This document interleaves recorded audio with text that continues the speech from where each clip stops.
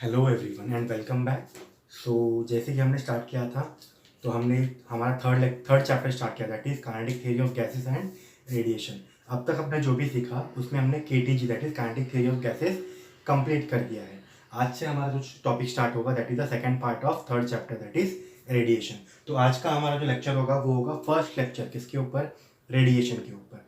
तो सबसे पहले हम देखते हैं रेडिएशन होता क्या है, what do you mean by radiation.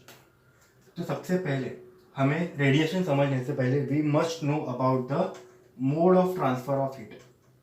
Mode of transfer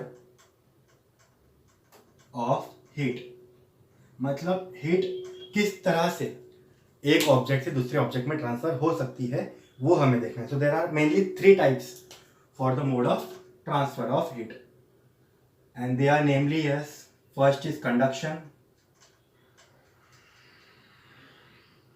second is convection and third is radiation। तो ये तीन टाइप है जिसके थ्रू हम लोग क्या कर सकते हैं, हीट को ट्रांसफर कर सकते हैं from one object to another object और from one point to another point. Okay, तो कंडक्शन मेनली होता क्या है, देखिए मान लीजिए हमारे पास एक रॉड है, हमारे पास क्या है, एक रॉड है। किसकी बात करें हम लोग, कंडक्शन की। मान लीजिए हमारे पास एक स्मॉल रॉड है, क्या है, हमारे पास एक रॉड है जिसका ये है एंड वन और ये है एंड टू, राइट। हमें पता है this rod is made up of some matter, ये जो रॉड है वो किसी ना किसी मैटर से बना होगा और हमें पता है each matter consist of some molecules और एटम्स। तो हम मान लेते हैं ये उसके क्या है, मॉलिक्यूल्स है। This are the molecules of atom. जैसे कि ये सॉलिड है, जो हमने रॉड लिया है वो क्या है, सॉलिड है। तो हमें पता है इन सॉलिड मॉलिक्यूल्स और atoms are closely packed, molecules और एटम्स आर क्लोजली पैक्ड। तो इसलिए मैंने क्या बता दिया, ऐसे मॉलिक्यूल्स बता दिए किसके, रॉड के। अब हम इसको कर रहे हैं heat, we are heating this rod at end one. हम क्या सप्लाई कर रहे हैं, हीट सप्लाई कर रहे हैं। कहां पर, एंड वन पे। We are supplying heat at end one. सबसे पहले होगा क्या, जो हीट सप्लाई हो रहा है वो क्या होगा, गेन होगा किसमें, फर्स्ट मॉलिक्यूल में। सबसे पहले हीट कहां पर एब्जॉर्ब होगा, फर्स्ट मॉलिक्यूल में। हर एक मॉलिक्यूल की अपनी कैपेसिटी होती है क्या करने की, हीट एब्जॉर्ब करने की। जब तक उसकी कैपेसिटी फुलफिल नहीं हो पाती वो हीट आगे ट्रांसफर नहीं कर सकता। सिमिलरली जब तक इस फर्स्ट मॉलिक्यूल की हीट की कैपेसिटी जो है वो कंप्लीट नहीं होगी वो सेकेंड मॉलिक्यूल को हीट ट्रांसफर नहीं करेगा।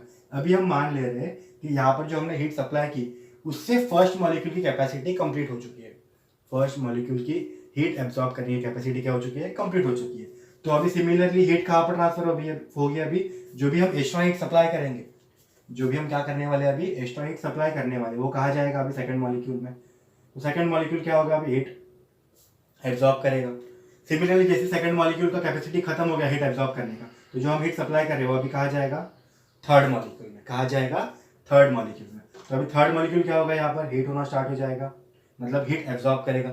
सिमिलरली थर्ड से फोर्थ, फोर्थ से फिफ्थ, फिफ्थ से सिक्स, सिक्स से सेवन, ऐसे क्या होगा, मॉलिक्यूल के अंदर जो हीट है वो धीरे धीरे करके ट्रांसफर होगा। सबसे पहले क्या होगा, फर्स्ट मॉलिक्यूल अपनी हीट एब्जॉर्ब, जितना कैपेसिटी है उतना एब्जॉर्ब कर लेगा।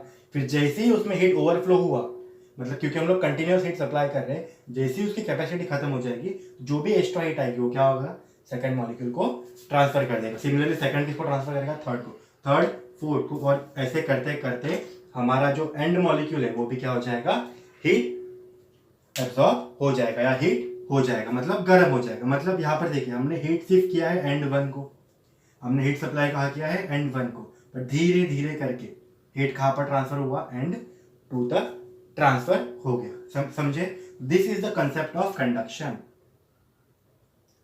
This is the concept of conduction. अब यहां पर हम देख पा रहे हैं हीट तो ट्रांसफर हो रहा है, हीट इज ट्रांसफर, बट यहां पर कोई मॉलिक्यूल माइग्रेट नहीं हुआ है, यहां पर कोई भी मॉलिक्यूल क्या हुआ है, माइग्रेट नहीं है। मतलब यहां पर ये फर्स्ट मॉलिक्यूल हीट लेके सेकेंड एंड तक नहीं गया, फर्स्ट मॉलिक्यूल अपने जगह पे ही है और ये जो एंड मॉलिक्यूल है ये भी अपने जगह पे ही है। तो हर एक मॉलिक्यूल अपनी जगह पे और हर एक मॉलिक्यूल में से क्या हो रही है, हीट पास हो रही है। तो हीट तो ट्रांसफर हो रहा है but without migration of molecules, without migration of molecules बोलो या पार्टिकल्स बोलो, ठीक है। तो यहां पर जब हीट ट्रांसफर होगा from one end to another end without the transfer, without the migration of molecule, मतलब मॉलिक्यूल अपनी पोजीशन चेंज नहीं करेगा, तो ऐसे टाइम पे जब हीट ट्रांसफर होगा उसे हम क्या कहेंगे, कंडक्शन। और कंडक्शन के लिए क्या रिक्वायर्ड है, medium is required, for conduction medium is required. अगर इस रॉड के अंदर या कोई मॉलिक्यूल प्रेजेंट नहीं होते, अगर रॉड के अंदर मॉलिक्यूल प्रेजेंट नहीं होते तो ये जो हीट है वो वन एंड से दूसरे एंड तक जा नहीं पाती। तो ये हो गया हमारे कंडक्शन के बारे में। Conduction is nothing but the mode of heat transfer which takes place without migration of particles और मॉलिक्यूल, मतलब पार्टिकल्स और मॉलिक्यूल्स बिना हिले या बिना मूव हुए क्या हो रही है, हीट ट्रांसफर हो रही है। और ये बहुत स्लो प्रोसेस होता है, ये प्रोसेस कैसा होता है, बहुत स्लो प्रोसेस होता है। तो यहाँ पर कंडक्शन में जो हीट ट्रांसफर का प्रोसेस होता है वो क्या होता है, बहुत ही स्लो होता है, क्योंकि हमने देखा पहले फर्स्ट मॉलिक्यूल अपनी कैपेसिटी फुलफिल करेगा, उसके बाद सेकंड मॉलिक्यूल अपनी कैपेसिटी फुलफिल करेगा, उसके बाद थर्ड मॉलिक्यूल, उसके बाद फोर्थ मॉलिक्यूल, मतलब क्या हो रहा है, हीट धीरे धीरे करके आगे बढ़ रहा है, ठीक है। तो इस तरह से हमारा क्या दिखा दिया हमने, कंडक्शन के बारे में पढ़ लिया। अब बात करते हैं हमारे कन्वेक्शन की, किसकी बात करेंगे हम लोग अभी, कन्वेक्शन की। कन्वेक्शन के लिए हम हमारा जो डेली लाइफ एग्जांपल है वो कंसीडर करेंगे हम लोग। मान लीजिए हमारे पास क्या है, यहाँ पर एक बीकर है, क्या है हमारे पास, एक बीकर है या कंटेनर है जो क्लोज्ड है, इसके अंदर हमने पानी भर दिया, इसके अंदर हमने क्या भर दिया, पानी भर दिया, और इसको हमने क्लोज कर दिया, इसको हमने क्या कर दिया, close. So this in this close container we have filled the water which is at room temperature. अभी तक ये वाटर किस पे है, रूम टेम्परेचर पे है, अभी तक हमने हीट सप्लाई स्टार्ट नहीं किया है। जैसे ही हम यहाँ पर हीट सप्लाई करेंगे, जैसे ही हम यहाँ पर क्या करेंगे, हीट सप्लाई करेंगे, तो होगा क्या, देखो सबसे पहले जो हीट है वो जो लोअर लेयर होगी वाटर की वो एब्जॉर्ब करेंगे। सबसे पहले ये जो लोअर लेयर है वाटर का वो क्या करेगा, हीट एब्जॉर्ब करेगा। मतलब सबसे पहले कौन गर्म होगा, the lower layer of the water will get heated. जैसे ही लोअर लेयर हीट हो जाएगी, जैसे ही ये लोअर लेयर क्या हो जाएगी, हीट हो जाएगी, यहां पर हमारे पास एक कंसेप्ट आ जाता है, क्या, whenever we heat any object it expands। वो क्या होता है, एक्सपांड होता है, मतलब उसकी वॉल्यूम बढ़ जाता है, उसका वॉल्यूम क्या हो जाता है, बढ़ जाता है। तो यहाँ पर हमें पता चला कि सबसे पहले क्या हुआ, जो लोअर लेयर है उसने हीट एब्जॉर्ब कर ली, लोअर लेयर ने हीट एब्जॉर्ब करने की वजह से उसका वॉल्यूम क्या हो गया, इंक्रीज हो गया, उसका वॉल्यूम क्या हो गया, इंक्रीज हो गया, राइट। अब जैसे कि हमें पता है डेंसिटी क्या होता है, density is nothing but mass upon volume, density is nothing but mass upon volume. अगर वॉल्यूम इंक्रीज हो रहा है तो डेंसिटी क्या होगा, डिक्रीज होगा, because they are inversely proportional to each other. तो जैसे ही इसने हीट एब्जॉर्ब की और ये एक्सपांड हुआ, इसकी डेंसिटी, जो लोअर लेयर है जिसने हीट एब्जॉर्ब की उसकी डेंसिटी क्या हो गई, कम हो गई, और अब ये लोअर लेयर शिफ्ट हो गया ऊपर की तरफ। अभी लोअर लेयर कहाँ आ जाएगा, ऊपर की तरफ, क्योंकि हमें पता है हमेशा जिसका डेंसिटी लो होता है, जिसका डेंसिटी क्या होता है, लो होता है, वो हमेशा ऊपर रहता है। हमने देखा रहेगा कि अगर हम ऑयल और वाटर को मिक्स करें, एक ही ग्लास में ऑयल भी डाले और वाटर भी डाले, तो ऑयल क्या होगा, वाटर के ऊपर फ्लोट होगा, because the density of oil is less than density of water. Similarly यहाँ पर क्या होगा, इस लेयर की डेंसिटी कम हो गई तो ये ऊपर चलेगा। तो यहाँ पर क्या हो रहा है, हीट ट्रांसफर हो रहा है नीचे से ऊपर, हीट क्या हो रहा है, ट्रांसफर हो रहा है नीचे से ऊपर। अब यहाँ पर हम देखेंगे, यहाँ पर जो मॉलिक्यूल्स थे इस लोअर लेयर के वो भी क्या हो जाएंगे, ट्रांसफर हो जाएंगे नीचे से ऊपर, बराबर। यहाँ पर हीट तो ट्रांसफर हो ही रही है नीचे से ऊपर, और जैसे ही हीट ट्रांसफर हो रही है इसके मॉलिक्यूल्स भी क्या हो रहे हैं, शिफ्ट हो रहे हैं। मतलब यहाँ पर हम क्या बोल सकते हैं, heat is transfer, heat is transfer but with migration of molecules और पार्टिकल। तो यहां पर कन्वेक्शन में क्या कंडीशन है, हीट तो ट्रांसफर होगा, पर हीट ट्रांसफर करने के लिए हमें जो मॉलिक्यूल्स है या जो पार्टिकल्स थे उसको भी क्या होना पड़ेगा, माइग्रेट होना पड़ेगा, मतलब एक पोजीशन से दूसरी पोजीशन पे जाना पड़ेगा। अब ये ऊपर आ गया तो ये जो सेकंड लेयर है वो नीचे आ जाएगी, वो गर्म होगी तो वो वापस ऊपर जाएगी, फिर थर्ड लेयर नीचे आ जाएगी, थर्ड लेयर भी ऊपर चली जाएगी जैसे हीट हो जाएगी। तो ऐसे धीरे धीरे करके हमारा वाटर क्या होगा, बॉयल होना स्टार्ट हो जाएगा, इसलिए हमें क्या दिखेंगे, वहां पर बबल फॉर्मेशंस दिखेंगे।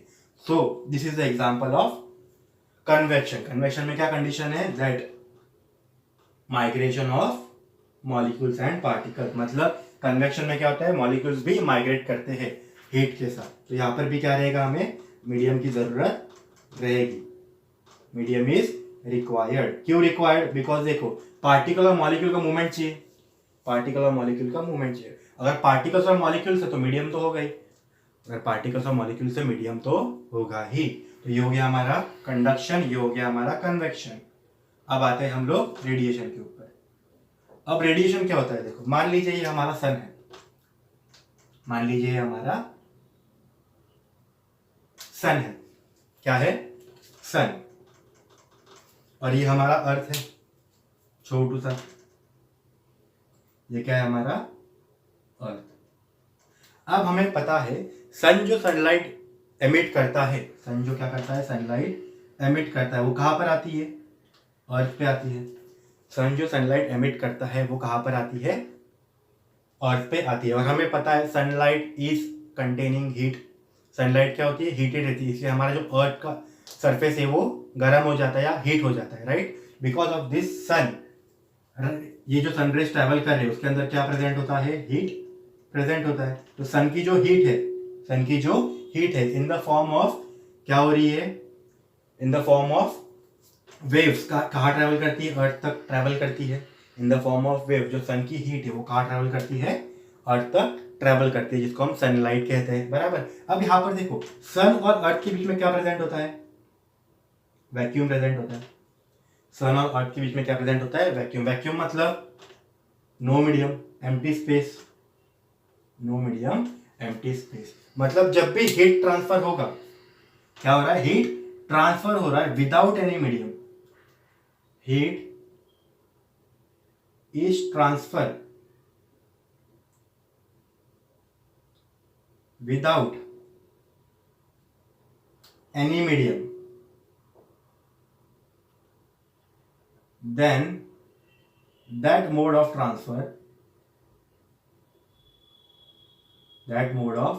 transfer is called radiation।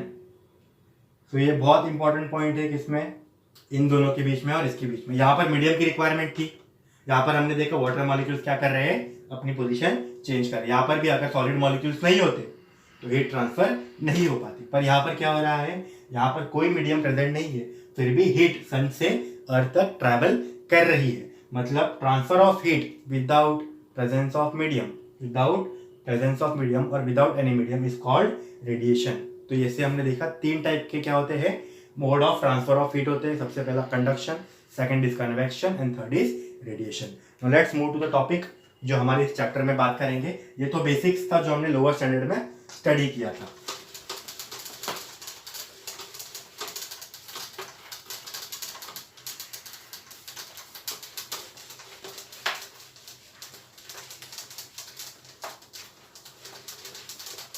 अब यहां पर हमारा टॉपिक आ जाता है absorption, reflection and transmission.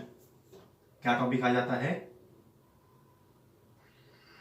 Absorption, reflection and transmission. Simple सा कंसेप्ट है, कोई हार्ड एंड फास्ट रूल है नहीं इसमें। समझिए, आपके पास एक ऑब्जेक्ट पड़ा है अर्थ सरफेस पे, we have one object at the earth surface. क्या है, हमारे पास एक ऑब्जेक्ट है, कहां पर, अर्थ सरफेस पे, ठीक है। अब अर्थ सरफेस पे क्या आ रही है, सनलाइट आ रही है, अर्थ सरफेस पे क्या आ रही है, सनलाइट आ रही है। तो मान लीजिए हमारे पास ये जो सनलाइट है वो आ रही है, यहाँ पर क्या आ रही है, हमारे पास यहाँ पर सनलाइट आ रही है, बराबर। अब सनलाइट है मतलब इसके अंदर कुछ ना कुछ हीट प्रेजेंट होगा, इसके अंदर कुछ ना कुछ क्या होगा, हीट प्रेजेंट होगा।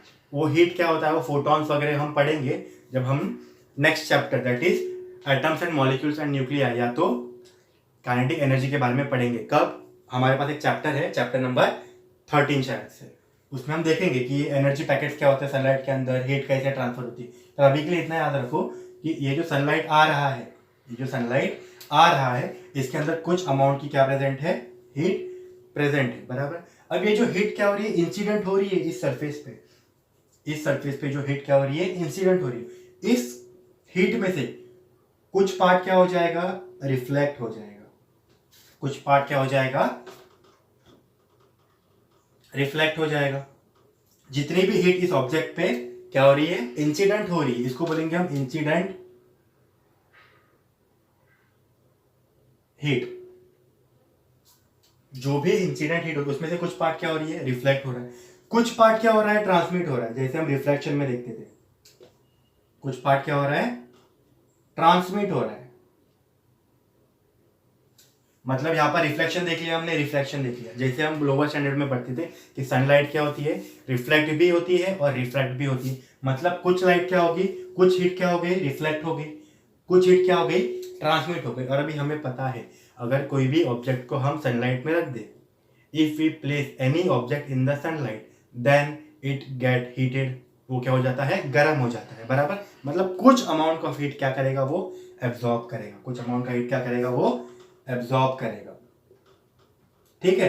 तो इतनी सनलाइट आई, कितनी, मान लो क्यू सनलाइट आई, उसमें से कुछ रिफ्लेक्ट हो गए, जो रिफ्लेक्ट हो गए उसको मानता हूं मैं क्या, क्यू आर। जितनी अमाउंट ऑफ हीट क्या हो गई, रिफ्लेक्ट हो गई, उसको क्या मान रहा हूं मैं, क्यू आर। कुछ हीट क्या हुआ, ट्रांसमिट हुआ, इसको मानता हूं मैं क्यू टी, क्या मानता हूं, क्यू टी। और कुछ अमाउंट क्या हुआ, एब्जॉर्ब हुआ, तो जो हीट अब्जॉर्ब हुआ उसको मानता हूं मैं क्यू ए, बराबर। सो अगर मैं बोलता हूं कि 10 जूल की या चलो 10 जूल की हीट इंसिडेंट हुई, 10 जूल की हीट क्या हुई, इंसिडेंट हुई, तो उसमें से मान लो 2 जूल जो है वो रिफ्लेक्ट हो गया, 3 जूल क्या हो गया, एब्जॉर्ब हो गया, और 5 जूल क्या हो गया, ट्रांसमिट हो गया, बराबर। तो 10 जूल में से 2 जूल क्या हो गया, हीट रिफ्लेक्ट हो गया, 3 जूल एब्जॉर्ब हो गया और 5 जूल ट्रांसमिट हो गया। तो यहां से हमें क्या पता चला, amount of heat incident Q, जितनी हीट इंसिडेंट हुई उसमें से कुछ पार्ट क्या हुआ, रिफ्लेक्ट हुआ, प्लस कुछ पार्ट क्या हुआ, एब्जॉर्ब हुआ, प्लस कुछ पार्ट क्या हुआ, ट्रांसमिट हुआ। सो this is the condition of absorption, reflection and transmission. मतलब जितना भी हीट इंसिडेंट हो रहा है किसी भी ऑब्जेक्ट में, उसमें से कुछ पार्ट क्या होगा, रिफ्लेक्ट होगा, कुछ पार्ट ट्रांसमिट होगा या रिफ्रैक्ट होगा, और कुछ पार्ट एब्जॉर्ब होगा, राइट। अब यहां पर हम क्या कर देंगे, डिवाइड बाय क्यू। तो क्या मिलेगा, देखो हमें Q by Q is equal to Q R by Q plus Q A by Q plus Q T by Q. Q Q get cancel, बचा हमारे पास 1, क्या बचा हमारे पास 1। तो 1 इज इक्वल टू क्या मिला हमें, Q R upon Q plus Q A upon Q plus Q T upon Q. अब ये जो रेशियो है इसको भी एक स्पेसिफिक नाम दिए गए हैं, ये जो रेशियो है इसको क्या दिए गए, स्पेसिफिक नाम। कैसे, देखो ये जो क्यू आर अपॉन क्यू है मतलब amount of heat reflected upon heat incident, मतलब कितना रिफ्लेक्ट हुआ upon total incident heat, is said to be coefficient of reflection, coefficient of reflection. मतलब कितने अमाउंट ऑफ हीट रिफ्लेक्ट हुआ, total amount of heat reflected upon total amount of heat incident. मतलब क्या किया मैंने, अगर मैं 2/10 करूं, क्या करूं, 2/10, यहां पर 2 क्या है, क्यू आर, 10 क्या है, क्यू। तो अगर मैं क्या करूं 2/10, कितना मिला ये, 1/5, इसको हम कहेंगे coefficient of reflection and it is represented by small R. ठीक है, तो हम लिख सकते हैं R is equal to Q R upon Q. Similarly ये जो हमारे पास है Q A upon Q, Q A का वैल्यू कितना था, 3, क्यू का वैल्यू 10, तो ये जो रेशियो मिला इसको हम कहेंगे coefficient of absorption, coefficient of absorption. मतलब कितना हीट एब्सॉर्ब हुआ divided by total heat incident, and it is represented by small A, it is represented by small A. Third is हमारे पास क्या बचा अभी, QT by Q, QT by Q। QT की value कितनी थी 5 जूल्स, Q की वैल्यू कितनी थी 10 जूल, तो ये कितना बन गया 1/2। इसको कहेंगे हम लोग कोएफिशिएंट ऑफ ट्रांसमिशन, क्योंकि इतना अमाउंट क्या हो रहा है, इतने अमाउंट का रेशियो क्या हो रहा है, ट्रांसमिट हो रहा है, ठीक है। और इसको रिप्रेजेंट करते हैं हम लोग T से। So this is the some basic concept, and याद रखो coefficient of transmission, coefficient of absorption and coefficient of reflection is constant values, ठीक है। तो यहाँ पर देखो, और यूनिटलेस वैल्यू, तो यहाँ पर देखो मैंने QR/Q को क्या बोला R, प्लस QA/Q को A, प्लस QT/Q को T। तो यहाँ पर मिल गया मुझे the formula of coefficient of reflection plus coefficient of absorption plus coefficient of transmission. This is said to be the equation. ये आपको याद रहना चाहिए। तीनों का एडिशन शुड भी इक्वल टू कितना होना चाहिए, 1 होना चाहिए। तीनों का addition, coefficient of reflection, coefficient of absorption and coefficient of transmission, तीनों का एडिशन करके कितना आना चाहिए, 1 आना चाहिए। अब देखो इन तीनों को मिला के क्या बन रहा है, 1 बन रहा है। इन तीनों को मिला के क्या बन रहा है, 1 बन रहा है। मतलब A की, R की और T की वैल्यू मैक्सिमम कितनी हो सकती है, 1। अगर मैं यहाँ पर 1 पुट कर दूं तो ये दोनों 0 बन जाएंगे, अगर इसको 1 पुट कर दूं तो ये दोनों 0 बन जाएंगे, और अगर इसको 1 पुट कर दूं तो ये दोनों 0 बन जाएंगे। तो मिनिमम वैल्यू क्या हो सकती है तीनों की, सॉरी मैक्सिमम वैल्यू 1, और मिनिमम वैल्यू हो सकती है ART की 0। मैक्सिमम वैल्यू क्या हो सकती है, सॉरी मिनिमम वैल्यू क्या हो सकती है, 0, बराबर। तो ये जो कोएफिशिएंट्स है, coefficient of reflection, coefficient of absorption and coefficient of transmission is lies between the range from 0 to 1। मतलब ये ART should be greater than or equal to 0 और should be less than or equal to 1। तो ये जो values है ये हमेशा 0 से लेके 1 के बीच में ही लाई करेंगे। कौन सी, coefficient of absorption, coefficient of reflection and coefficient of transmission. तो ये हो गया हमारा किसके बारे में, एब्जॉर्प्शन, रिफ्लेक्शन एंड ट्रांसमिशन के बारे में। अब हम देखेंगे कि इस रिलेशन के ऊपर, ये जो रिलेशन मैंने आपको बताया अभी, इस रिलेशन के ऊपर कुछ टाइप्स ऑफ सब्सटेंसेस डिस्टिंग्विश किए गए हैं। कुछ टाइप ऑफ सब्सटेंसेस क्या किए गए हैं, डिस्टिंग्विश किए गए हैं, वो हम देखेंगे अभी। तो let us move to the next topic. हमें ये इक्वेशन याद रखना है, R + A + T is equal to 1।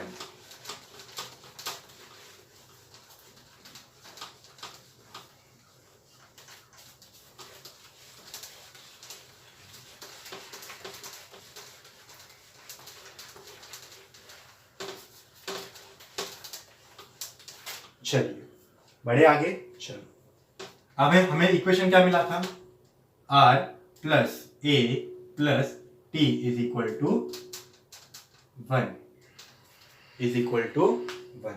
Start करते हैं। सबसे पहले हम मान लेते हैं कि हमारे पास एक ऑब्जेक्ट है,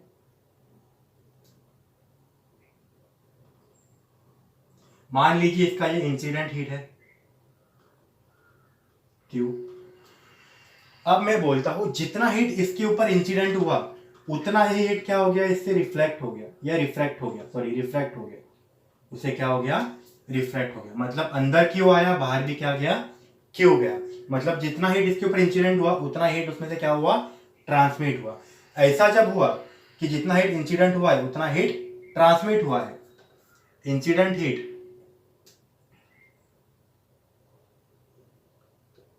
is equal to transmitted heat. मतलब जितना हीट इसके ऊपर गया उतना को उतना उसने क्या कर दिया, ट्रांसमिट कर दिया। ऐसे टाइम पे कंडीशन क्या हो जाएगा, ये दोनों क्या हो गए, 0 हो गए, क्योंकि ना ही उसने कुछ एब्जॉर्ब किया है और ना ही उसने कुछ रिफ्लेक्ट किया है। जितना हीट आया उतना को उतना उसने क्या कर दिया, सिंपली ट्रांसमिट कर दिया। ऐसे टाइम पे क्या होगा, R की वैल्यू हो जाएगी 0, A की वैल्यू हो जाएगी 0 और T की वैल्यू हो जाएगी 1। मतलब जितना हीट एब्जॉर्ब किया उतना हीट रिफ्लेक्ट कर दिया। और ऐसे टाइम पे हम लोग इस सब्सटेंस को बोलते हैं डाई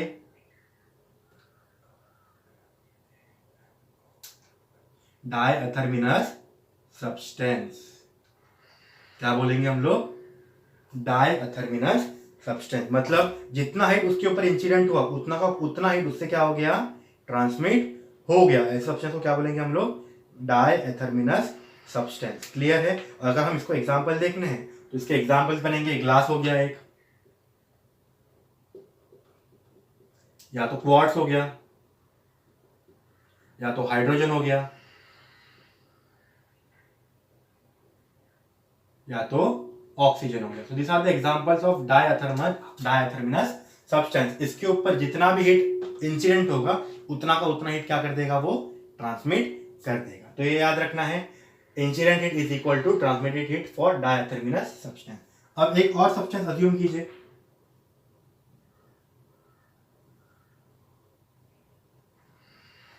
मान लीजिए इसके ऊपर ये हीट क्या हो रहा है? इंसिडेंट हो रहा है। इसके ऊपर क्या हो रहा है? कुछ हीट इंसिडेंट हो रहा है। अब इसने क्या किया? कुछ हीट उसने रिफ्लेक्ट कर दिया, कुछ हीट क्या किया? उसने रिफ्लेक्ट कर दिया, और कुछ हीट उसने क्या कर दिया? एब्जॉर्ब कर लिया।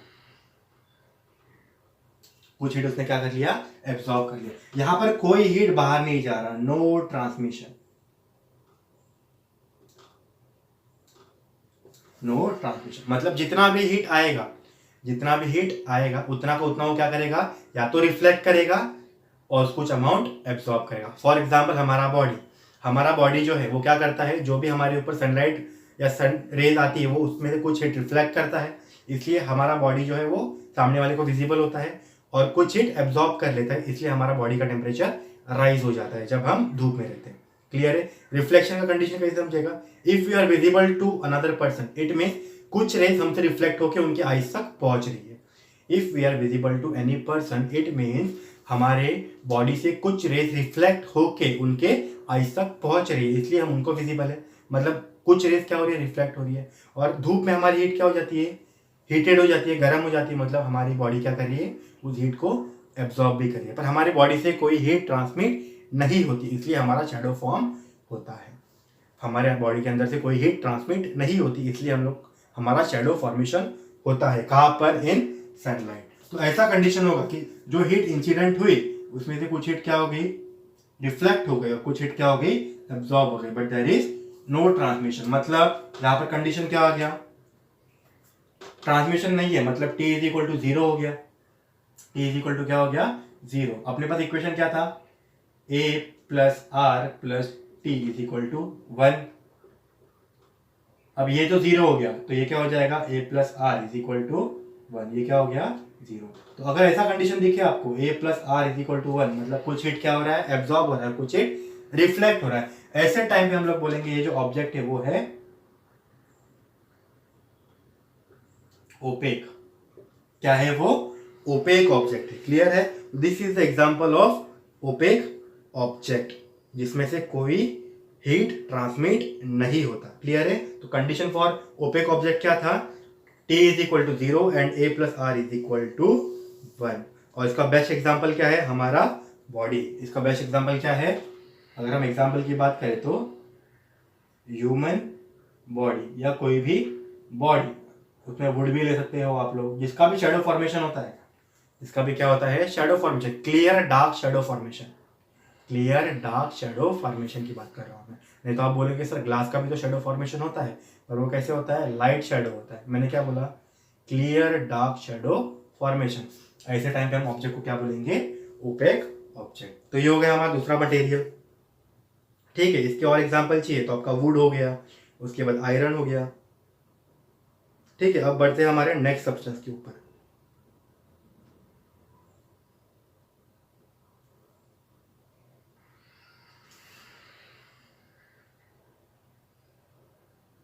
उसके बाद बढ़ते हैं हम लोग नेक्स्ट टॉपिक के ऊपर। कौन सा टॉपिक?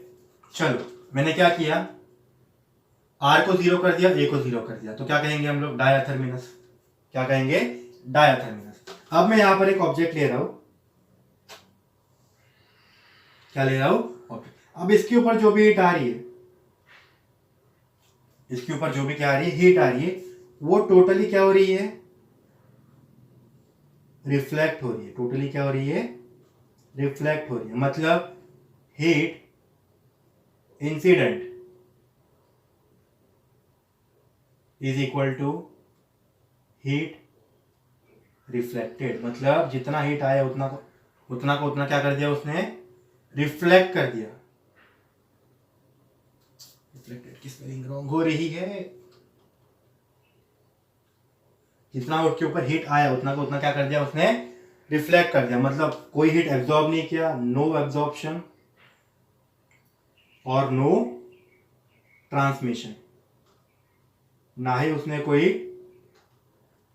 हीट एब्जॉर्ब किया, ना ही उसने कोई हीट ट्रांसमिट किया। मतलब यहां पर कंडीशन क्या हो गया, यहां पर ए बी हो गया 0 और टी बी हो गया 0। तो देखो अगर इस इक्वेशन में ए और टी की वैल्यू 0 डाल दो तो जो भी रिफ्लेक्शन, यहां पर कंडीशन क्या आ जाएगा, are is equal to 1।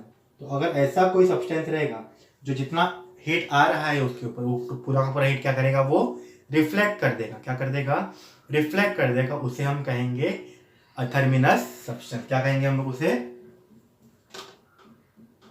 ATHERMANOUS, अथर्मिनस substance.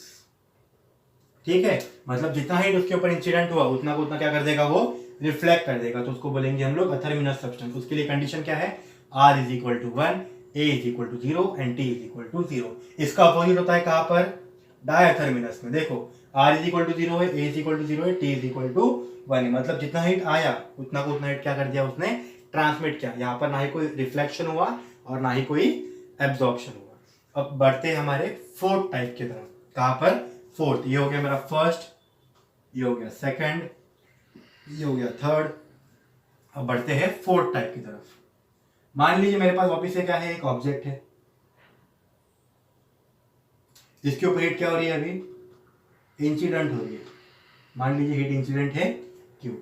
अब इसके ऊपर हीट जैसे ही इंसिडेंट होगी उसमें ना ही कोई रिफ्लेक्शन होगा और ना ही कोई ट्रांसमिशन होगा। मतलब यहां से ना ही कोई रेज बाहर निकलेंगी और ना ही कोई रे रिफ्लेक्ट होने वाली है। मतलब यहां पर क्या लिखता हूं मैं, नो रिफ्लेक्शन और no transmission. No reflection and no transmission. ऐसा जब होगा कि जितना भी हीट आया वो पूरा का पूरा क्या हो गया, हीट एब्जॉर्ब हो गया। क्यू हीट गिरा इसके ऊपर और क्यू हीट क्या हो गया, उसने एब्जॉर्ब कर लिया। पूरा का पूरा हीट क्या कर लिया, उसने एब्जॉर्ब कर लिया। नो रिफ्लेक्शन मतलब आर की वैल्यू हो गई 0, नो ट्रांसमिशन मतलब टी की वैल्यू हो गई 0, बचा क्या ए, तो ए की वैल्यू बन गई 1। तो ऐसा जब कंडीशन होगा, ऐसा जब कंडीशन होगा उसे हम कहेंगे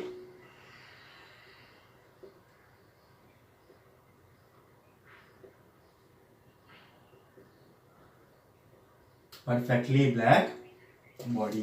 ठीक है, तो ये चार कंडीशन थे। अगर T1 है R और A 0 है तो हम कहेंगे डायथर्मिनस। सिर्फ और सिर्फ T 0 है, कुछ हीट एब्जॉर्ब भी हो रहा है, कुछ हीट रिफ्लेक्ट भी हो रहा है, तो उसको हम कहेंगे ओपेक ऑब्जेक्ट। अगर ऐसा कंडीशन है कि A और T दोनों 0 है और R की वैल्यू 1 है तो उसको हम कहेंगे अथर्मिनस सब्सटेंस। और ऐसा कंडीशन है कि no reflection, no transmission, there is only absorption of it. मतलब जितना हीट आया उतना हीट उसने एब्जॉर्ब कर लिया। मतलब R की वैल्यू 0, T की वैल्यू 0, A की वैल्यू 1, उसको हम कहेंगे परफेक्टली ब्लैक बॉडी। तो ये हो गया हमारा क्या, नेक्स्ट कंसेप्ट किसके ऊपर, अपॉन कोएफिशिएंट ऑफ रिफ्लेक्शन। किसके ऊपर, अपॉन कोएफिशिएंट ऑफ रिफ्लेक्शन के ऊपर, sorry coefficient of absorption, reflection and transmission के ऊपर। ये हो गए टाइप्स ऑफ सब्सटेंस। कौन से, अथर्मिनस, उसके बाद ओपेक, उसके बाद sorry diathermanous, opaque, athermanous and perfectly black body. ये कंडीशंस याद रखो, बहुत इंपॉर्टेंट है। सीईटी पॉइंट, नीट, गेट किसी में भी आ सकता है।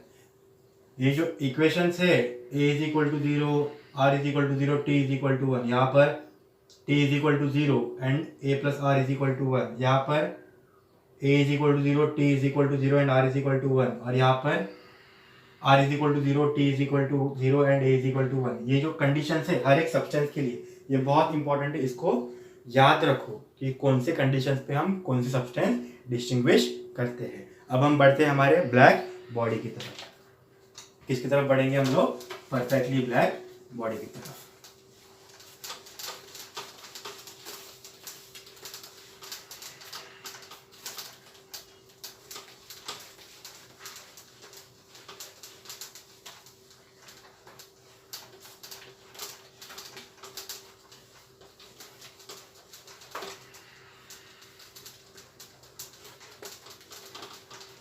Now let's move to perfectly black body.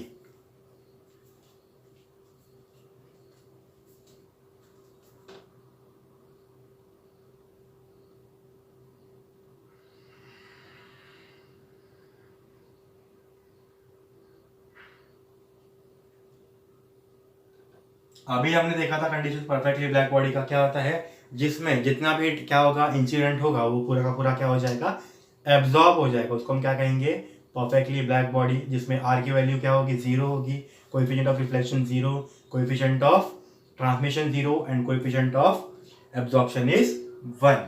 तो ऐसा जब कंडीशन रहेगा उसको हम क्या कहेंगे, परफेक्टली ब्लैक बॉडी। इसको समझने के लिए आपके टेक्स्ट बुक में एक छोटा सा कंसेप्ट दिया है,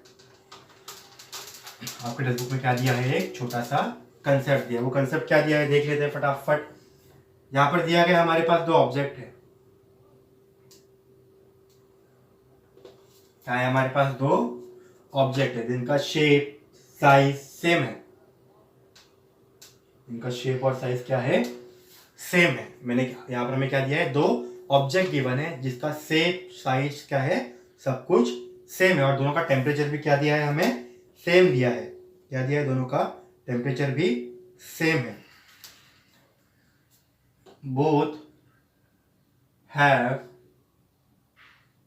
same temperature and same surface area. Both have same temperature and same surface area. मतलब मान लीजिए अगर इसका टेम्परेचर 25 डिग्री सेल्सियस है रूम टेम्परेचर, तो इसका भी कितना है, 25 डिग्री सेल्सियस। तो इनका एरिया भी सेम है और इनका टेम्परेचर भी सेम है। ठीक है, अब यहाँ पर करना क्या है, देखो ये जो रेड कलर से बनाया है मैंने, इसको किया है मैंने वेल पॉलिश्ड, सिल्वर कोटिंग चढ़ाई है। मतलब क्या चढ़ाई है, मान लो सिल्वर कोटिंग। ठीक है, और ये जो बॉडी है वो है हमारा ब्लैक पेंटेड, मतलब इसको मैंने क्या कर दिया है, ब्लैक कलर से पेंट कर दिया है। किससे पेंट कर दिया है, ब्लैक कलर से पेंट कर दिया है। ठीक है, तो एक है वेल पॉलिश्ड मतलब सिल्वर कोटिंग, और एक है ब्लैक पेंटेड। इनिशियली दोनों के टेम्परेचर सेम है। अब मैं दोनों को क्या कर रहा हूं, हीट सप्लाई कर रहा हूं। दोनों को क्या करूंगा मैं, हीट सप्लाई करूंगा। यहां पर भी किया और यहां पर भी किया। चलो अब यहां पर अच्छे से ध्यान दो, कंडीशन क्या रखी है, देखो इन्होंने कंडीशन रखी है कि हीट सप्लाई करने के बाद भी temperature must not change. Heat supply करने के बाद भी उसका टेम्परेचर, किसका, बॉडी का टेम्परेचर या ऑब्जेक्ट का टेम्परेचर चेंज नहीं होना चाहिए। अब ऐसा कब होगा, अब ऐसा कब होगा, मान लीजिए आप क्या कर रहे हो, आपका वेट है कुछ 55 केजी। कितना वेट है, 55 केजी है, और आपको पूरे साल के लिए आपका वेट कितना मेंटेन करना है, 55 केजी मेंटेन करना है। मतलब आपको इतना ही खाना है कि आप डेली क्या कर सके, जो डेली एक्टिविटीज है उतना वर्क कर सके, और जो भी आपका एक्सक्रीटरी प्रोडक्ट है वो निकल जाए। ठीक है, मतलब आपको इतना ही इनपुट लेना है जितना आपसे आउटपुट निकल सके। मतलब जितना अगर इनपुट आया उतना आउटपुट निकल गया, तो जो इनिशियल आपका जो वेट था वो चेंज होने वाला है क्या, नहीं होने वाला। ये 55 केजी आपका वेट बोला गया है, आपको 55 केजी वेट खाने के लिए अगर आपने ज़्यादा इनपुट ले लिया, आपने इनपुट ज़्यादा खाना खा लिया और आपने आउटपुट कम दिया, मतलब उस खाने में से बहुत कम एनर्जी आपने यूज़ किया और बहुत कम एक्सक्रीटरी प्रोडक्ट निकाला, तो क्या हो जाएगा, आपके बॉडी में फैट जमा हो जाएगा और आपका वेट इंक्रीज हो जाएगा। बराबर, तो अगर आप ज़्यादा इनपुट ले रहे हो और आप कम आउटपुट दे रहे हो, वहाँ पर चांसेस क्या है, वहाँ पर चांसेस क्या, आपके वेट गेन होने के चांसेस है। बराबर, सिमिलरली आप कम खाना खा रहे हो और आप ज़्यादा वर्कआउट कर रहे हो, ज़्यादा एनर्जी या ज़्यादा काम कर रहे हो, क्या कर रहे हो आप, बहुत कम खाना खा रहे हो और ज़्यादा काम कर रहे हो, तो क्या हो जाएगा, आपका वेट लूज हो जाएगा। आपका वेट क्या हो जाएगा, लूज हो जाएगा। बराबर, तो यहाँ पर क्या होगा, आपका कंडीशन क्या है, अपने को वेट मेंटेन करना है। तो अगर ज़्यादा खाया, कम एनर्जी यूज़ किया तो वेट बढ़ेगा, कम खाया ज़्यादा एनर्जी यूज़ किया तो वेट कम होगा। तो अगर मुझे वेट मेंटेन रखना है 55 kg, तो मुझे क्या करना पड़ेगा, जितना मैं इनपुट ले रहा हूँ उतना ही क्या हो जाए, मेरा आउटपुट हो जाए। मतलब जितना मैं खाना खा रहा हूँ उतना ही मैं अगर वर्क डन करूँ, उतना ही मैं क्या करूँ, अगर वर्क डन करूँ तो मेरा क्या होगा, मेरा वेट इंक्रीज नहीं होगा। सिमिलरली यहाँ पर क्या करना है, मुझे दोनों का टेम्परेचर सेम रखना है, दोनों का टेम्परेचर सेम रखना है। तो अगर मुझे इसमें टेम्परेचर सेम रखना है तो मुझे क्या करना पड़ेगा, जितना हीट मैं सप्लाई कर रहा हूँ उतना ही हीट मुझे क्या करना पड़ेगा, एमिट करना पड़ेगा। जितना हीट मैं क्या कर रहा हूँ, सप्लाई कर रहा हूँ, उतना हीट मुझे क्या करना पड़ेगा, एमिट करना पड़ेगा। बराबर। तो जितना हीट सप्लाई किया उतना ही एमिट हो गया। टेम्परेचर इंक्रीज होने वाला है क्या, नहीं। जैसे हम वेट की बात कर रहे थे, 55 kg था, जितना मैंने इनपुट किया, खाना खाया, उतने ही इक्वल अमाउंट का मैंने अगर वर्क डन किया तो मेरा वेट इंक्रीज नहीं होगा। सिमिलरली जितना हीट मैं सप्लाई कर रहा हूँ उतना ही अगर मैं हीट एमिट भी करूँ, उतना ही हीट मैं क्या करूँ, एमिट भी करूँ, तो मेरा टेम्परेचर क्या रहेगा, सेम रहेगा। ठीक है। तो यहां पर देखो, यहां पर क्या है, सिल्वर कोटेड है। सिल्वर कोटेड होने की वजह से, सिल्वर कोटेड होने की वजह से ये जो हीट हम सप्लाई कर रहे हैं उसमें से मैक्सिमम अमाउंट क्या होने वाली है, रिफ्लेक्ट होने वाली है। क्या होने वाली है, रिफ्लेक्ट होने वाली है। और बहुत कम अमाउंट क्या होने वाली है, एब्जॉर्ब होने वाली है। मतलब सिल्वर कोटेड में क्या होगा, reflection is more and absorption is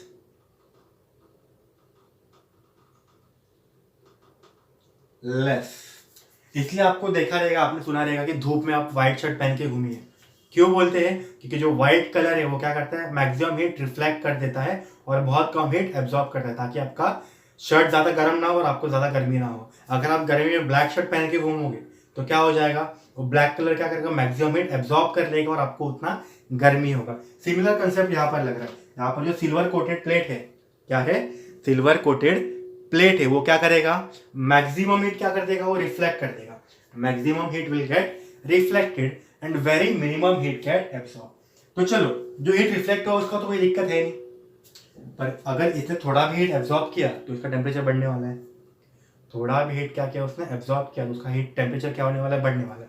तो अभी मेरा कंडीशन क्या है, जितना भी हीट इसने एब्सॉर्ब किया है, जितना भी हीट उसने क्या किया है, एब्सॉर्ब किया, उतना हीट वो क्या करते हैं, अभी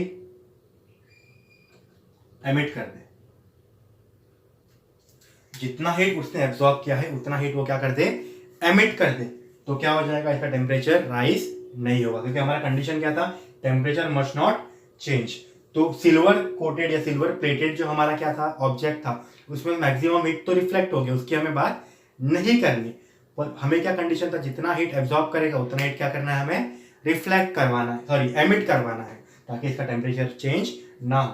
तो हमें यहाँ पर दिख रहा है, इसमें एब्जॉर्प्शन लेस है तो एमिशन भी लेस होगा। यहाँ पर क्या है, less absorption, so less emission. क्योंकि अगर मुझे टेम्परेचर सेम रखना है, जितना एब्जॉर्ब करूंगा उतना मुझे क्या करना पड़ेगा, एमिट करना पड़ेगा।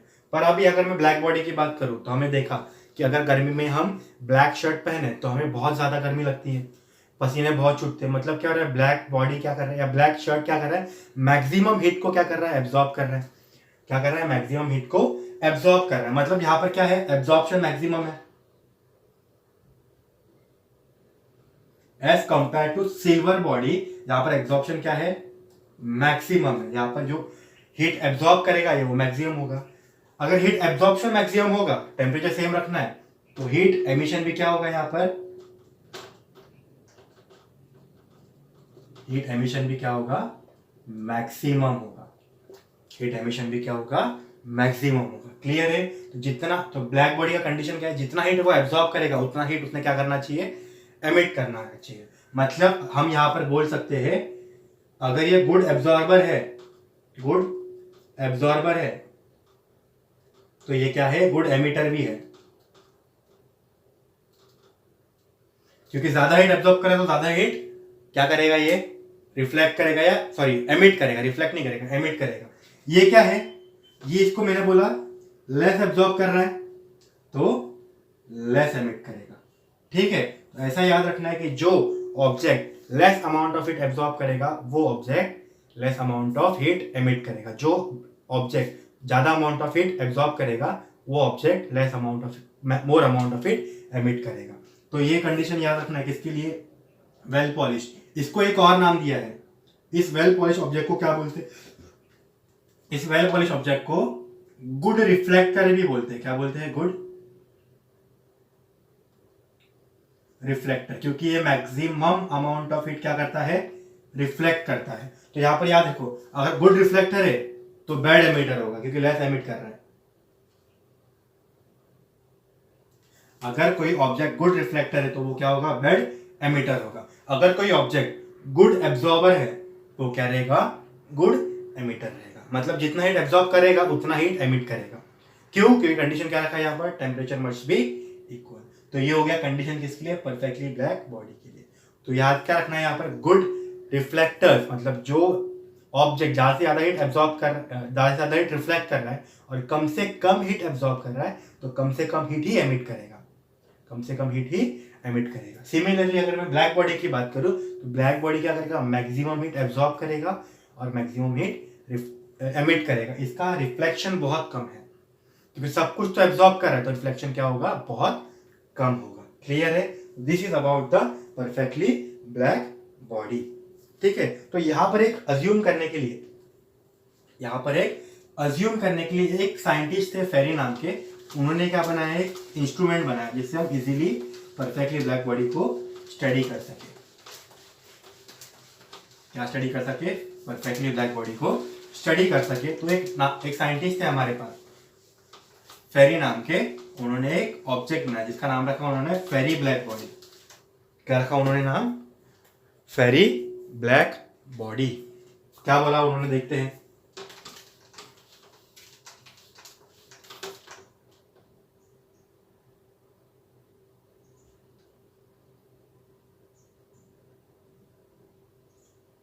और फेरी ब्लैक बॉडी में उन्होंने क्या किया, उन्होंने लिए दो हॉलो सिलेंडर। उन्होंने क्या लिए, दो हॉलो सिलेंडर। चलो तो यहां पर ड्रॉ करता हूं मैं, सॉरी सिलेंडर नहीं, हॉलो स्पीयर।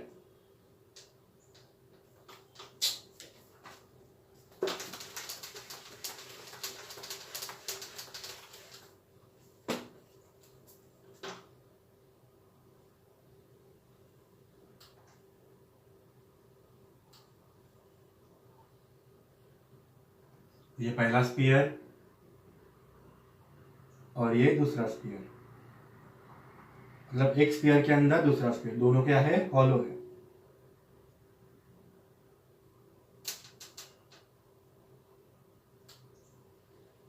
ठीक है, इन्होंने लिए दो हॉलो स्पीयर। उन्होंने सिर्फ क्या किया, यहां पर एक कट लगाया। क्या लगाया, एक वेरी स्मॉल कट लगाया जहां से क्या जा सके, लाइट या रेडिएशन अंदर जा सके। ठीक है, यहां पर उन्होंने छोटा सा कट लगाया ताकि क्या जा सके, अंदर एक रेडिएशन जो भी हमें पास करना है वो जा सके। और ये जो एम्प्टी स्पेस है, ये जो क्या है, एम्प्टी स्पेस, इसको क्या कर दिया इन्होंने, इवैक्यूएट कर दिया। क्या कर दिया, इवैक्यूएट। तो इसको बोलते हैं हम लोग इवैक्यूएट स्पेस। मतलब इसके अंदर कुछ भी नहीं है, वैक्यूम भरा हुआ है, कोई भी पार्टिकल प्रेजेंट नहीं है। कहां पर, इस पूरे स्पेस के अंदर कोई भी पार्टिकल प्रेजेंट नहीं है। अब ये जो आउटर ऑब्जेक्ट है या जो आउटर सरफेस है, क्या है, ये जो आउटर सरफेस है, इन्होंने इसको कर दिया सिल्वर पॉलिश। कैसे कर दिया, सिल्वर कलर से पॉलिश कर दिया।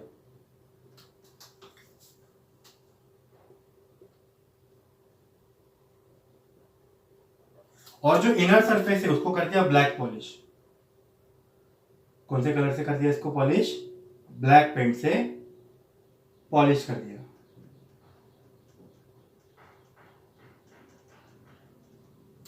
तो अंदर का है ब्लैक पॉलिश्ड सरफेस।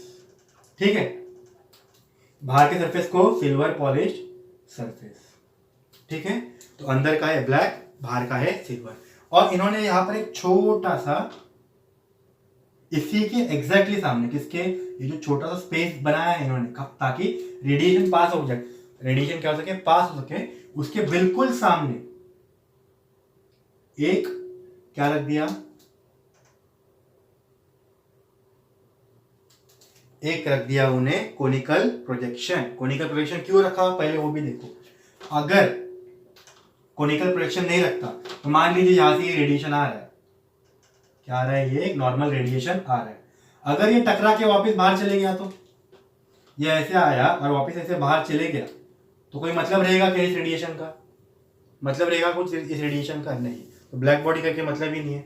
इसीलिए इन्होंने क्या कर दिया, अगर कोनिकल प्रोजेक्शन नहीं रखते तो क्या हो रहा था, जैसे लाइट अंदर आ रहा था वैसी लाइट बाहर जा रहा था, बराबर।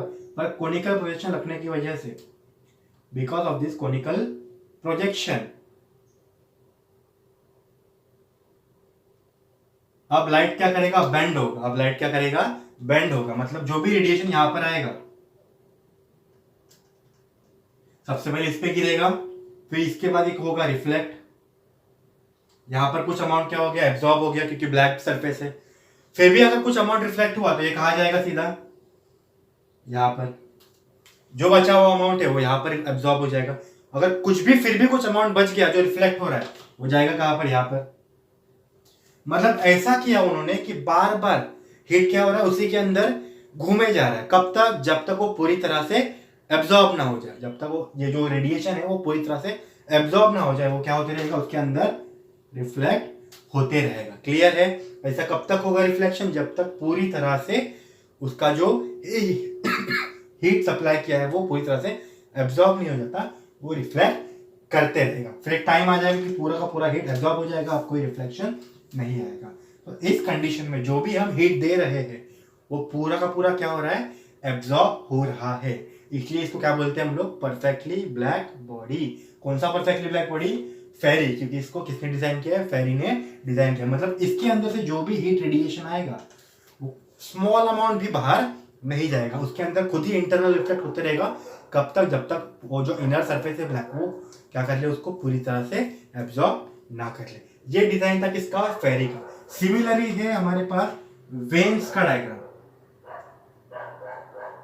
Veins black body. अब वेन्स ने क्या किया, इसने स्पीयर लिया था ना, इसने क्या लिया था, स्पीयर। किसने, फेरी ने। वेन्स ने दिए लो दो सिलेंडर, सिलेंडर ना स्क्वायर क्यों बना रहे, वेन्स ने क्या दिए